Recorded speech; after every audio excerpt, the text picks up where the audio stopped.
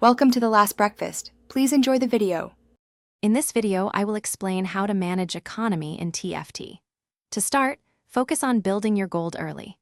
Aim to reach 10 gold by round 2 or 3 to begin earning 1 gold in interest each round.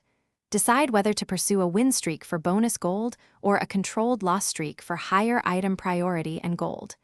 Resist the urge to roll your shop too early. Save your gold for crucial power spikes. Selling units you don't need is also a great way to free up capital.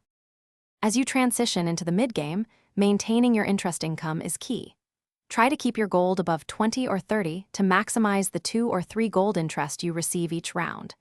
Continuously assess your board's strength. If you can maintain a streak, do so, but don't be afraid to break a loss streak if your board is strong.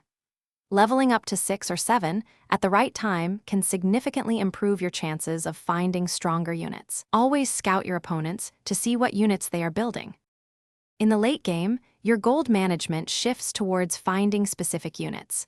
When your board feels weak or you're losing too much health, it's time to roll down your gold. Spend your gold to find crucial 2-star or 3-star units that complete your composition. However, don't overroll. Know when to stop and save for the next level. Pushing to level 8 or 9 is often essential to find powerful 4-cost and 5-cost legendary units that can carry your team to victory.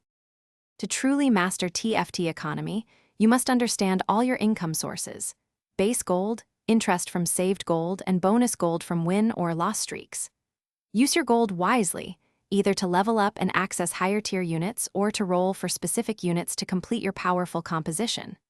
Remember, there's no single correct way to play. Adapt your economy strategy based on your current game state, your health total, and what your opponents are doing. Good luck on the convergence. Thanks for watching. If this was helpful, leave a like and consider subscribing. See you next time.